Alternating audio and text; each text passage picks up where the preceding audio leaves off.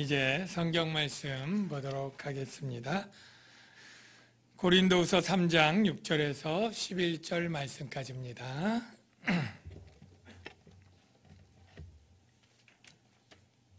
제가 먼저 읽겠습니다. 고린도후서 3장 6절에서 11절 말씀까지입니다. 그가 또한 우리를 새 언약의 일꾼 되기에 만족하게 하셨으니 율법 주문으로 하지 아니하고 오직 영으로 함이니 율법 주문은 죽이는 것이요 영은 살리는 것이니라. 돌에 써서 새긴 죽게 하는 율법 주문의 직분도 영광이 있어 이스라엘 자손들은 모세의 얼굴에 없어질 영광 때문에도 그 얼굴을 주목하지 못하였거든. 하물며 영의 직분은 더욱 영광이 있지 아니하겠느냐. 정죄의 직분도 영광이 있은즉 의의 직분은 영광이 더욱 넘치리라. 영광되었던 것이 더 큰 영광으로 말미암아 이에 영광될 것이 없으나 없어질 것도 영광으로 말미암았은즉 길이 있을 것은 더욱 영광 가운데 있느니라. 아멘. 우리 좌우에 한번 둘러보고 눈으로 미소 띄면서 인사 한번 하겠습니다.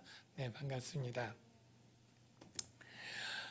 여러분, 율법과 율법주의의 차이점을 잘 구별할 수 있나요? 어떤 분들은 율법이 좋은 거니까 율법주의도 좋은 거다 이렇게 생각하는 분도 있고, 반대로 율법주의는 별로 안 좋은 거라고 들었으니까 율법도 안 좋은 거 아니야? 이렇게 생각하는 분도 있을 거예요. 어떤 분들은 둘 중에 하나가 좋은 거고 하나는 나쁜 건데 어느 게 좋은 거지? 이런 분도 있을 것 같은데요. 오늘 말씀을 통해서 이 율법과 율법주의를 구분해서 교회 안에 나쁜 것이 들어오지 않도록 우리가 조심해야 될 것이고요. 그러기 위해서 우리가 신약과 구약으로 줄여서 얘기했지만 이것이 옛 언약과 새 언약 아닙니까? 그래서 그냥 처음 교회 나올 땐 신약 하면 그냥 예수님 시대 이후, 구약 그러면 예수님 오기 전 시대, 이렇게 시대 구분으로 이해를 했지만 사실은 그것은 옛 언약과 새 언약을 의미하는 구약과 신약이고, 그 의미를 우리가 어떻게 차이가 나고 어떻게 다른지를 또 분명히 깨닫고 은혜를 나누기를 원합니다.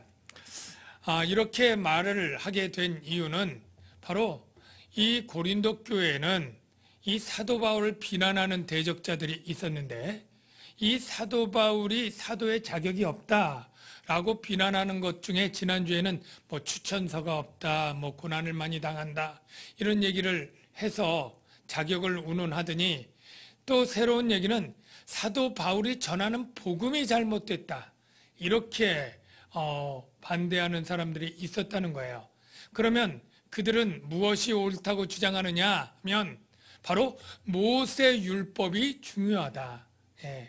모세 율법이 중요하다라고 해서 예수 그리스도와 성령을 말하기는 말하는데 복음 안에서 율법의 완성이요 성취자인 예수를 말하지 않고 아직도 모세 율법 안에 들어가 있는, 모세와 예수를 거의 동등하게 놓거나 예수를 모세 율법 안에서 이해하는 잘못된 예수, 잘못된 성령을 가르치고 주장하는 자들이 있었다는 거예요. 이들은 전에도 얘기한 것처럼 바울이 개척한 교회를 떠나자 유대 예루살렘의 지도자로부터 파송된 유대주의 순회 교사들이라고 할 수 있습니다. 그래서 그들이 이 사도 바울이 복음이 잘못됐다고 얘기를 할 때 이 바울이 전하는 이 복음이 이 그들이 주장하는 모세 율법보다 훨씬 더 영광스럽고 중요한 것이고, 지금 이 사도로서 새 언약의 이 일꾼이 된 것이 얼마나 중요하고 가치 있고 하나님이 인정하시는 것인지 이것을 변론하는 내용이 오늘 본문입니다. 그런 내용을 염두에 두고 오늘 6절을 한번 먼저 보도록 하겠습니다. 그가 또한 우리를 새 언약의 일꾼 되기에 만족하게 하셨으니, 여기 그는 누굴까요? 당연히 하나님이죠. 하나님이 바울을 새 언약의 일꾼으로 만족하게 했다. 이 만족이란 말은 지난주에 설명을 드렸지만 자격 있게 하다 또는 적합하게 하다 그런 뜻이죠. 사도 바울이 네가 새 일꾼으로 충분히 적합하고 자격 있어 라고 하나님이 인정해 주신다는 거예요. 왜 인정을 해 주시느냐 하면은 자기가 율법 조문으로 하지 않고 영으로 일한다는 거예요. 영으로. 여기 영은 바울 자신의 영이 아니라 성령으로 일한다는 거예요. 성령. 그러면 사실 이거는 줄여서 한 말이고요. 율법 조문으로 일하는 것과 성령으로 일하는 것, 이게 구체적으로 어떻게 차이가 나는 것일까요? 이걸 분명히 알아야 되는데, 율법 조문이라고 하는 것은 여러분이 아다시피 하나님이 시내산에서 모세를 통해서 하나님과 이스라엘 백성이 언약을 맺지 않습니까? 그 언약을 맺은 결과는 뭐예요? 나는 네 하나님이고 너는 세상 많은 민족이 있다 할지라도 네가 내 백성이야. 하나님과 하나님의 백성이 되는 언약을 맺습니다. 근데 이 언약을 맺을 때 그냥 맺는 게 아니라 내가 한 명령과 규례와 법도를 너희가 다 지키기로 맹세를 하고 서약을 해야 돼요. 그래서 십계명을 중심으로 한 하나님의 언약서를 그들에게 낭독할 때 아멘, 우리가 그렇게 하겠습니다. 이렇게 해서 언약을 맺게 되는 거죠. 그래서 이 율법 주문은 하나님과 언약을 맺기 위해서 반드시 그 율법 조문을 실천하고 준수하고 행위로서 순종해야 돼요. 이게 조건이에요. 근데 사도 바울은 지금 전하면서 율법을 지켜라. 잘 지키면 너희가 구원을 받을 것이 하나님의 백성이 될 것이다. 이렇게 얘기하지 않고 바로 율법 준수가 아니라 율법을 성취하신 예수 그리스도를 믿으라. 그러면 성령을 선물로 받을 것이요 너희는 의롭게 되고 영생을 얻을 것이다. 바로 성령으로 의롭게 되고 영생을 얻는 이 복음을 전하기 때문에 바로 영으로 일한다. 구약시대의 그 하나님의 유대인들은 뭐예요? 율법 조문으로 일하는 것이요 자기는 성령으로 일하는 자고 하나님이 이것을 자격이 충분하다고 인정할 근거다라고 말하는 거예요. 그러면 왜 율법 조문으로 일하는 것에서 예수가 오셔서 새 언약을 할 때 성령으로 일하는 것으로 바뀌어야만 됐을까요? 율법 조문은 여기 있는 표현대로 하면 죽이는 것이요. 자, 6절 끝에 보세요. 율법 조문은 어때요? 죽이는 것이요. 7절 앞에도 보면 돌에 써서 새긴 죽게 하는 율법 조문. 자, 율법 조문은 죽이는 것이요 죽게 하는 것이다. 이렇게 얘기를 해요. 여러분, 자, 여기쯤에서 한번 질문 드릴게요. 여러분은 율법을 대할 때 참 선하고 좋은 마음으로 대해야 맞습니까? 아니면 율법은 참 나쁜 것이고 꺼리끼는 것이고 피해야 될 것으로 여러분 받으셔야 맞습니까? 예. 여러분, 이걸 혼돈하시는 분이 가끔 있기 때문에 제가 꼭 집어 말씀드리는데 율법은 선하고 좋은 것이고 여러분이 지키도록 힘써야 되는 것이다. 이걸 꼭 아시기를 바랍니다. 예? 율법은 어떻다고요? 선하고 좋은 거고 지켜야 되는 것. 그럼 목사님 지금도 절기 다 지켜야 되고 정결례 지켜야 되고 제사 지내야 되고 그렇게 해야 된다는 건가요? 아니에요. 율법을 지킨다는 것은 지금은 예수 그리스도 안에서 제사, 절기 이런 것들이 다 성취됐습니다. 그러니까 율법을 지키는 것은 예수 안에서 성취된 것은 예수님을 잘 믿으면 율법을 지키는 게 되는 것이고요. 그 외에 여러 가지 시민법이나 도덕법 같은 것은 오늘날의 그 정신과 원리, 그 정신과 원리는 하나님의 공의와 하나님의 사랑이 그 법 안에 다 담겨 있거든요. 그러니까 오늘날에도 우리가 그 원리로 시대와 사상과 문화는 바뀌었기 때문에 다르지만 예를 들어 가난한 이들을 불쌍히 여기고 추수할 때 남겨줘서 가난한 이를 먹게 하고 짐승들에게 자비를 베풀고 이러한 사랑과 공의의 정신을 우리가 지키는 것이 오늘날 율법을 지키는 것에 해당이 되고 포함되는 것이죠. 그래서 여러분들이 혹여라도 율법을 나쁜 것으로 오해하면 안 되는데요. 말씀을 통해 한번 확인해 보겠습니다. 로마서 7장 12절 율법은 거룩하고 계명도 거룩하고 의로우며 선하도다. 자, 율법이 어때요? 바울이 선하다, 의롭다 이렇게 얘기했죠. 그런데 왜 율법이 죽이는 것이 되고 죽게 하는 것이냐? 여러분, 왜 그러냐면 로마서 7장 14절 말씀을 이어서 보면 답을 알 수 있는데요. 우리가 율법은 신령한 줄 알거니와 나는 육신에 속하여 죄 아래 팔렸도다. 아, 문제가 율법에 있는 게 아니라 누구에게 있어요? 육신에 팔리고 죄 아래 있는 사람이 문제구나. 사람이 문제예요. 죄 아래 팔렸어요. 그래서 그 다음 로마서 7장 9절의 말씀, 전에 율법을 깨닫지 못할 때는 내가 살았더니, 그 다음 계명이 이름에 죄는 살아나고 나는 어떻게 돼요? 죽었도다. 생명에 이르게 할 그 계명이, 율법이 내게 대하여 도리어 사망에 이르게 하는 것이 되었도다. 이게 바로 옛 언약의 한계입니다. 옛 언약 모세를 통해 준 율법이 원래는 하나님의 공의와 사랑을 담고 있으니 선하고 좋은 것인데, 그것을 지켜야 될 이스라엘 백성은 아직도 아담의 후손으로 부패하고 타락한 죄성이 있는 거예요. 이러니 이 하나님의 법을 평생토록 영원히 하나도 틀리지 않고 지켜낼 그러한 사람이 있어요, 없어요? 아무도 없는 거예요. 잠깐은 지킬 수 있어요. 몇 가지는 지킬 수 있어요. 그러나 그 모든 걸 다 지킬 수는, 평생토록 다 지킬 수는 죄인인 이상 어려운 거예요. 그러니 결국은 모두 다 이것저것에 걸려 죄를 짓게 되니까 율법은 뭐예요? 그를 정죄하고 결국 죽음에 이르도록 사망 선고를 하게 되는 것이죠. 그러니 율법은 죽이는 것이 되는 겁니다.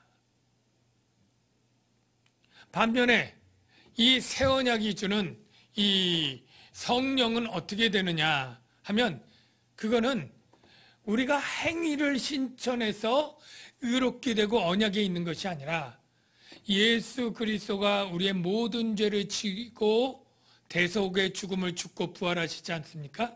그리고 그걸 믿으라는 거예요. 그러면 우리가 믿기만 하면 성령이 오셔요. 근데 이 성령은 어떤 영이시냐? 성결의 영이요, 생명의 영이에요. 그러니까 성결의 영으로서 예수 그리스도의 십자가의 대속을 근거로 해서 우리를 성결케 하시고 의롭게 하시고, 그리고 우리에게 영생, 생명을 주는 거예요.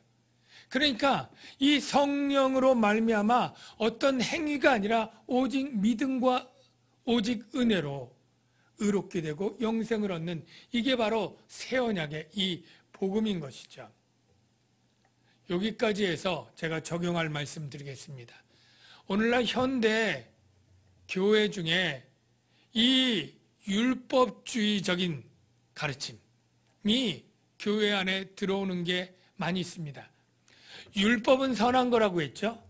근데 율법주의는 잘못된 겁니다. 왜냐하면 율법주의란 무엇이냐면 이 율법을 온전히 지켜서 의를 얻고 구원을 얻어야 된다고 하는 주의예요.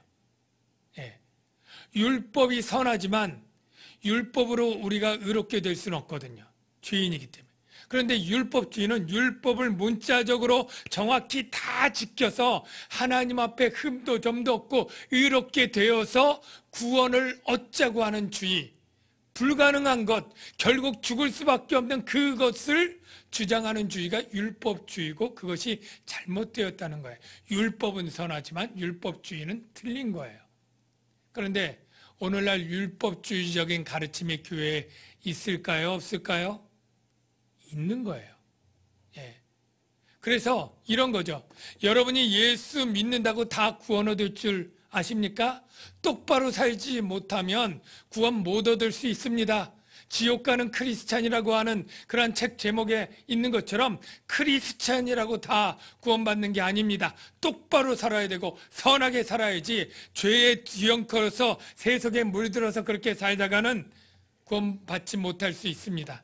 이런 가르침이 율법주의를 기반으로 한 가르침이에요. 예. 만약 이렇게 설교하면 여러분들 가운데 나 예수 믿고 성령 받았지만 내가 똑바로 살지 못할 때는 그때 죽으면 난 구원받지 못하는 거 아닌가? 두려움에 빠지지 않겠습니까? 예. 복음이 아니에요. 복음이 아니에요.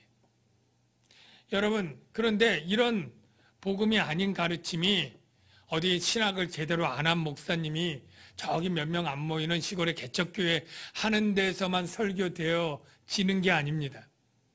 신학 교수이고 지금 큰 교회들 하는 목사님 가운데도 수백 수천 명 성도들 앞에서 이렇게 예수 믿어도 똑바로 살지 못하면 구원을 확신할 수 없다. 이게 성경의 가르침이다 라고 가르치는 이런 가르침이 많습니다. 그래서 제가 여러분에게 말씀드립니다. 여러분이 설교를, 다른 훌륭한 목사님들 설교를 여러 채널을 통해서 듣는 것도 유익하고 좋을 수 있는데 꼭 분별할 수 있게 되시길 바랍니다. 어느 것이 복음인지, 이분의 학력과 큰 교회와 이러니까 다 복음이라고 들어서는 위험할 수도 있어요. 네. 그래서 정말로 이 죽이는 율법조문으로 예수 그리스도를 믿음으로 성령 받은 자에게도 구원이 확실하지 않다는 식의 선행을 어느 정도 이상으로 잘 해야만 구원이 보장되고 아주 수준 미달로 선행을 못하면 구원을 의심할 수밖에 없다는 식의 그러한 비복음적인 설교를 하거든 여러분이 채널을 돌리시고 듣지 마실 수 있는 그런 은혜가 있기를 바랍니다. 두 번째로 우리가 깨달을 수 있는 것은 이 복음의 일꾼이, 사도 바울이 복음을 전하는 게 새 언약의 일꾼인데 이게 얼마나 영광스러운 것이냐 하면 8절을 보면 영의 직분은 더욱 영광이 있지 아니하겠느냐. 여러분 아까 율법 조문의 직분도 영광이 있어요. 왜? 율법도 선한 것이고 그것도 일시적이지만 새 언약이 오기 전까지 하나님의 공의와 사랑을 담고 있고 하나님의 뜻 안에 있기 때문에 영광이 있어요. 그러나 그 영광은 영원토록 갈 거예요? 새 언약 오기 전까지예요. 새 언약 오기 전까지예요. 그래서 여기 없어질 영광 7절에 보면 모세 얼굴에 없어질 영광, 영광이긴 영광인데 없어질 거죠. 없어질 거. 예, 없어질 거예요. 그리고 11절에도 없어질 것도 영광으로 말미암았은즉, 이 모세 율법파의 이 직분도 영광스럽긴 하지만 없어질 거다. 언제 없어져요? 새 언약의 참된 영광이 올 때. 바로 이 영광은 폐지되고 무효화될 거예요. 그런데 이 영의 직분은 더욱 영광이 있지 아니하냐. 9절에 보니까 정죄의 직분도 영광이 있은즉 의의 직분은 영광이 더욱 넘치리라. 여러분 복음을 전하고 하는 것은 새 언약의 일꾼으로 일을 하는 것인데 그것은 바로 성령으로 말미암아 살리는 일이요 그리고 의를 주는 그러한 직분이다 라고 말하는데 이걸 통해서 저와 여러분이 깨달을 것은 우리가 교회 일을 하고 주의 일을 하고 어떠한 일을 하든지 이게 너무나 가치 있는 일이다 라는 것입니다. 왜냐하면 제가 생각해 봤어요. 여러분 오늘 대학교에서 가장 인기 있는 학과가 거의 의대가 그 중에 하나인 것 같아요. 그래서 대학마다 의대가 있는 대학교의 이 의대 합격 점수가 가장 커트라인이 거의 높은 그러한 것이고요. 그래서 가장 똑똑한 좀 아이들이 주로 몰려서 의대를 가고 공부하는 기간도 4년이 아니라 훨씬 더 길게 공부도 하고 그리고 뭐 인턴, 레지던트 여러 가지 훈련도 받고 그리고 고시를 봐서 의사가 되는데요. 그렇게 하는 이유가 무엇입니까? 왜 가장 똑똑한 애들을 가장 많이 공부를 시키고 가장 의사들의 그 귤도 군기처럼 빡세다고 하죠. 그렇게 해서 하는 이유가 무엇입니까? 바로 우리 인간의 소중한 몸을 다루기 때문 아닙니까? 잘못하면 우리 몸의 건강을 해칠 수도 있고 생명을 주관하는 그러한 일이기 때문에 의사는 그렇게 중요하게 많이 훈련하고 많은 공부와 훈련을 받은 사람만이 자격을 주는 것이 아니겠습니까? 그렇다면 우리 영혼은요, 육체보다 영혼이 훨씬 더 중요한 줄로 믿습니다. 그 기간에 있어서나 그 질에 있어서나. 그렇다면 영혼을 살리는 일, 영혼에게 의를 부여하는 이 일은 훨씬 더 중요한 것 아닙니까? 그런데 그 일을 누가 합니까? 교회에서 물론 목사님, 선교사님, 전도사님, 그리고 주일학교 교사, 셀리더, 복음에 관한 일들을 합니다. 그런데 그들뿐만이 아니에요. 그들이 그 일을 할 수 있도록 뒤에서 후원하는 사람들이 있잖아요.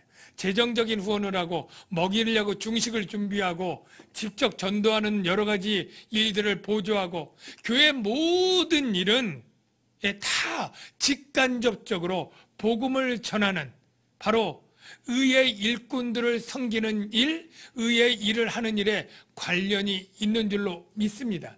그렇다면 여러분들이 교회 일이든 그 나라와 그의 의를 위해서 복음을 위해 직접 삶에서 뛰는 일이든 이 일은 정말로 육체의 생명이 귀중한 것 못지않게 훨씬 더 귀하고 가치 있는 일이다 라는 것을 여러분이 아시길 바랍니다. 그러니까 여러분들이 조금 힘들고 어려울 때 중단하고 포기하고 낙심해서는 안 되겠지 않겠습니까?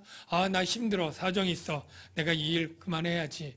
여러분 이렇게 쉽게 낙심하여 포기하지 말고 내가 살아가는 동안에 하는 수많은 일들 중에 여러분이 직장일도 하고 가정일도 하고 많은 일 하지만 이렇게 복음을 직간접적으로 전하는 이 일이 그 무엇보다도 위대하고 소중하고 중요한 가치 있는 일이다. 여러분 그렇게 믿으시고 일하시는 분들 되시길 주의 이름으로 축원합니다. 이 옛 언약을 받을 때 참 재밌는 에피소드가 있습니다. 여기 본문에도 나오지만 여기 수건을 쓰는 이야기가 다음에도 나오고요. 여기 7절에는 암시만 되어 있는데 돌에 써서 새긴 죽게 하는 율법 조문의 직분도 영광이 있어 이스라엘 자손들은 모세의 얼굴에 없어질 영광 때문에도 그 얼굴을 주목하지 못하였거든. 자, 여기 없어질 영광, 사라질 영광을 어떤 분들은 잘못 이해를 하기도 하는데요. 모세의 얼굴에 영광이 있다는 것은 여러분 들어보셨나요? 혹 못 들어본 분들이 있을 수 있기 때문에 한번 그 말씀을 한번 보도록 하겠습니다. 출애굽기 34장 29절 말씀 한번 보여주실까요? 요 말씀은 그대로 놔두고 제가 요거 전에 이야기를 조금 해드릴게요. 하나님이 이스라엘 백성과 시내산에서 언약을 맺기로 했어요. 언약을 맺을 때 그냥 맺는 게 아니라 십계명을 비롯한 언약을 낭독해서 너희가 이대로 실천해서 순종할래? 그러면 내가 너희 하나님이 되고 너희는 내 백성이 될 거야. 할 때 백성들이 아멘 그렇게 하겠습니다. 해서 언약을 맺고 모세를 시내산에 불러서 40일 40주야 동안 있으면서 하나님이 두 돌판에 십계명을 적어서 보내게 됩니다. 그런데 십계명을 언약을 맺고 십계명을 40일 동안 있는 동안 이스라엘 백성이 어떻게 합니까? 고세 못 참아서 금송아지 만들어서 우상 숭배하는 거예요. 하나님이 내려가 보라 그랬을 때 이 백성이 타락했다. 내려가니까 아니나 다를까 막 이 우상 숭배하면서 춤추고 놀고 막 이렇게 하니까 모세가 그 돌판을 깨뜨려 버리고 그걸 갈아서 물에 타서 먹이게 하고 레위인 불러서 3,000명을 죽입니다. 아주 축제가 삽시간에 아주 그냥 초상집이 되고 끔찍하고 무서운 일이 일어난 거죠. 하나님은 얼마나 노하셨는지 내가 이렇게 목이 곧은 백성들은 내가 같이 못 간다. 내가 이들을 다 진멸하겠다. 이렇게 얘기를 하죠. 그럴 때 모세가 하나님께 간절히 정말로 붙들고 늘어지면서 3번 이상 정말로 용서해 달라고 그렇게 간구를 해서 하나님이 마음을 돌이킵니다. 그리고 하나님이 이제 다시 그들을 함께 하겠다고 약속하고 다시 2번째로 이 십계명 돌판을 만들어 주는 것이죠. 바로 2번째 십계명 돌판을 받은 그 상황부터 본문이 시작되는 거예요. 출애굽기 34장 29절 보십시오. 모세가 그 증거의 2판을 모세의 손에 들고 시내산에서 내려오니 그 산에서 내려올 때 모세는 자기가 여호와와 말하였으므로 말미암아 얼굴 피부에 광채가 나나. 모세가 하나님과 말하고 나니까 광채가 나는데 이 광채는 누구 광채일까요? 갑자기 모세의 막 피부가 변한 게 아니고 하나님의 영광의 광채를 반영하는 것이죠. 반영하는 거예요. 근데 자기는 깨닫지 못했어요. 그런데 아론과 온 이스라엘 자손이 모세를 볼 때에 모세의 얼굴 피부에 광채가 남을 보고 그에게 가까이 하기를 두려워하다니 그 광채를 보고 무서운 거예요. 그래서 가까이 가기를 두려워했다는 거예요. 예. 그래서 모세가 그들에게 말하기를 마치고 바로 수건으로 자기 얼굴을 가렸더라. 근데 이때 가린 게 끝이 아니라 그러나 모세가 여호와 앞에 들어가서 함께 말할 때에는 나오기까지 수건을 벗고 있다가 그러니까 가렸다가 하나님께 나가서 말할 때는 벗고 있는 거예요. 그리고 다시 나오면은 하나님의 명령을 말할 때는 명령을 전해주고 나와서는 그 명령하신 일을 이스라엘 자손에게 전하며 이스라엘 자손이 모세 얼굴의 광채를 보므로 모세가 여호와께 말하러 들어가기까지 다시 수건으로 자기 얼굴을 가렸더라.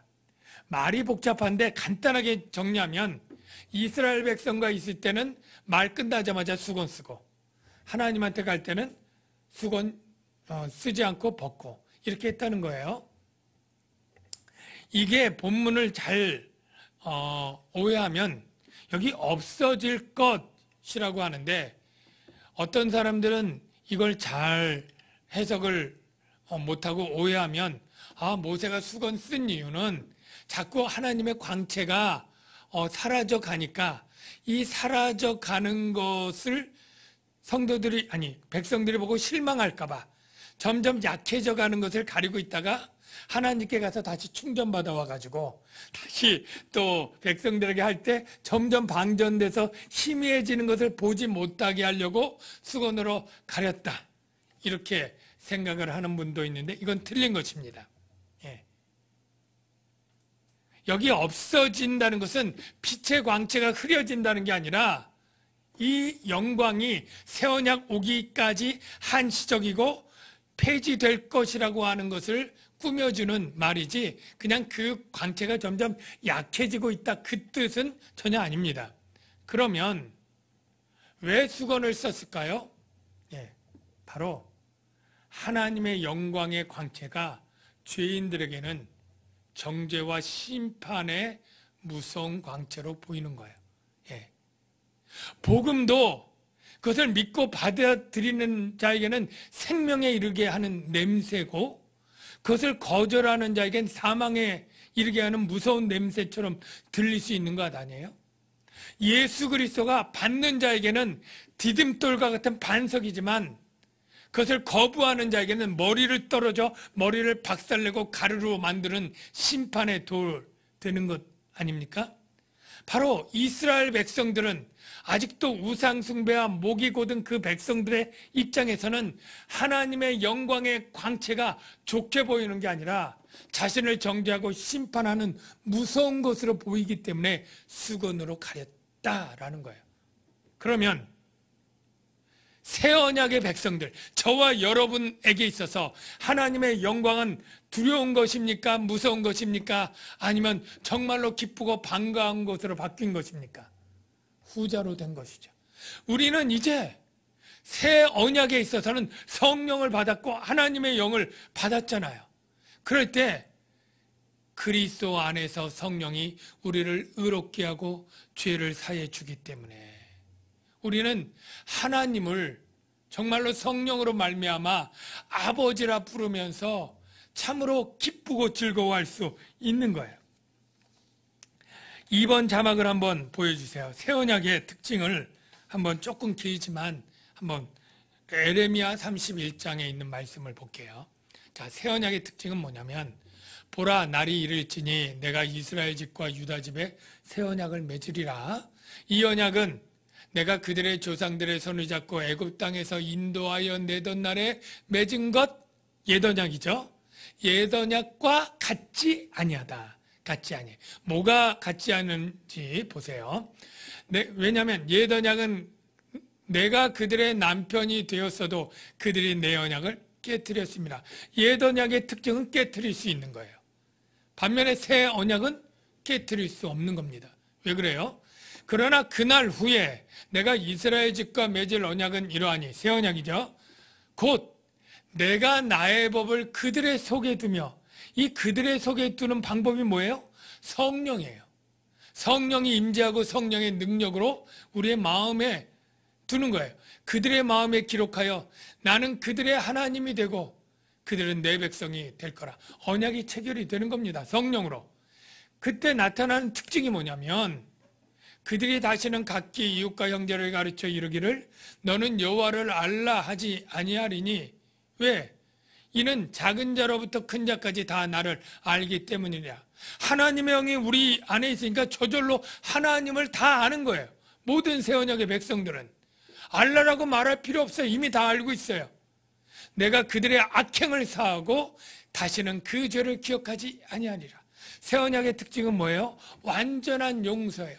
그리스도 안에서 대속의 죄 사함에 그것을 적용해서 성결하게 하고 죄를 정죄하지 아니하고 다 사하고 생명과 의를 주는 게 이 새 언약이에요. 그러니까 이 성령을 받은 사람에 있어서 하나님을 두려워할 이유가 있어요, 없어요? 죄가 다 사함을 받았는데 정죄당할 일이 없잖아요. 심판이 두려울 일이 없잖아요. 하나님은 성령으로 말미암아 그냥 아버지가 되어 주셨잖아요. 그러니 우리가 수건으로 무서워 가릴 일이 없고 수건이 벗겨지게 되는데 그 얘기는 다음 주에 하고요. 그래서 우리가 여기서 깨달을 점 하나만 살펴보면요. 이렇습니다. 에베소서 2장 18절 말씀을 보면요. 이런 내용이 나오죠. 이는 그로 말미암아 예수 그리스도로 말미암아 우리들이 한 성령 안에서 모두 성령을 받은 거예요. 아버지께 하나님이 심판의 하나님이 아니라 사랑하는 아버지죠. 그 아버지께 나감을 얻게 하려 하심이라. 새 언약의 백성들의 특권은 하나님을 두려워하지 않고 이제 사랑하는 아버지처럼 나아갈 수 있게 만든다는 거예요. 여러분, 여기서 깨닫는 것은 우리가 하나님께 나아가는 일이 보통 뭘까요? 예배와 기도 아닙니까? 여러분이 예배와 기도 생활할 때 어떤 마음으로 나오시나요? 이게 옛 언약의 백성들은 하나님께 나갈 때 죽을까봐 무서워 벌벌 떨고 두려워했지만 우리는 마음껏 아버지라 부르면서 이렇게 예배 드리는 것이 얼마나 특권이고 특별한 은혜인가 라고 하는 감격을 가지고 좀 나오십니까? 예. 별로 우리가 그런 감격 잘 못 느끼는 것 있잖아요. 별로 감사한 것 모르지 않습니까? 이게 무슨 의무감으로 내가 정말 예수 믿으려니까 주일 성수해야 되고, 정말 교회 코로나 때문인데 교회도 가야 되고, 집에서 예배도 드려야 되고, 그냥 부담스럽고 불편한 것. 혹시 이렇게 생각하는 분이 혹여라도 계십니까? 그래서는 안 됩니다. 우리가 정말로 천지를 창조하시고 구원하신 하나님을 뵙는 것이 얼마나 큰 영광스러운 일인데, BTS나 유명한 정치인이나 연예인 만나는 게 영광스러운 것과 비교할 수 없는, 길이 있을 영원한 영광이고 의를 주는 이러한 영광스러운 이 하나님을 만나게 되는 이 영광을 우리는 값없이 예수 안에서 믿음으로 성령 받아 이 은혜를 누리고 있다는 것을 저와 여러분이 깨닫는다면 예배 나오는 것이 힘들 수가 없고 불편하고 부담스러운 것이 아니라 그 영광의 하나님을 뵐 수 있는 특권, 두려워하지 않고 무서워하지 않고 수건으로 가려서 그렇게 벌벌 떨면서 드리는 게 아니라 아버지 내가 왔습니다 라고 말하면서 드릴 수 있는 이것이 새 언약의 백성들이 성령으로 말미암아 받은 특혜요 은혜다, 특권이다 라는 것을 여러분이 간격적으로 깨닫게 되기를 바랍니다. 그렇게 우리가 신앙생활할 때 하나님은 기뻐하시리라 믿습니다. 기도하겠습니다. 하나님 아버지, 오늘 말씀을 통해 우리가 새 언약의 일꾼으로 일하는 것이 얼마나 귀하고 가치 있는 일을 하는 것인지를 깨닫습니다. 또한 우리가 새 언약으로 하나님의 영광을 바라보며 나갈 수 있는 것이 예수 그리스도 안에서 성령으로 주어지신 큰 은혜요 특권인 것을 깨닫습니다. 이것을 누리면서 살아갈 수 있도록 도와주시옵소서. 예수님의 이름으로 기도합나이다. 이 시간에 우리 성령이 오셨네, 우리 찬양 부르도록 하겠습니다.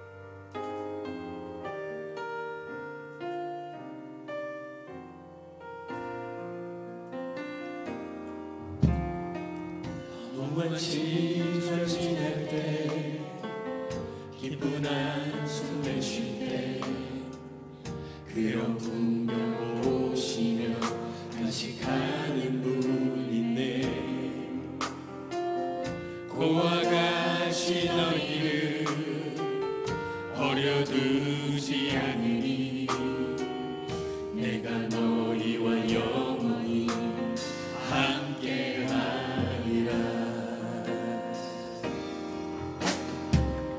성령이 오셨네, 성령이 오셨네, 내 주에 보내신 성령이 오셨네. 우리 인생 가운데 친히 찾아오셔서 그 나라 꿈꾸게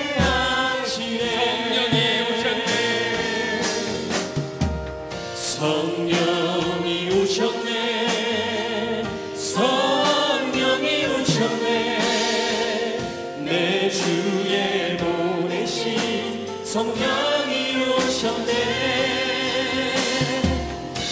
우리 인생 가운데 친히 찾아오셔서 그 나라 꿈꾸게 이 시간에 우리 감사 기도를 합시다. 먼저 성령을 통해서 우리에게 의와 영생을 주신 건 너무나 감사합니다. 우리 하나님께 감사 기도를 드립시다.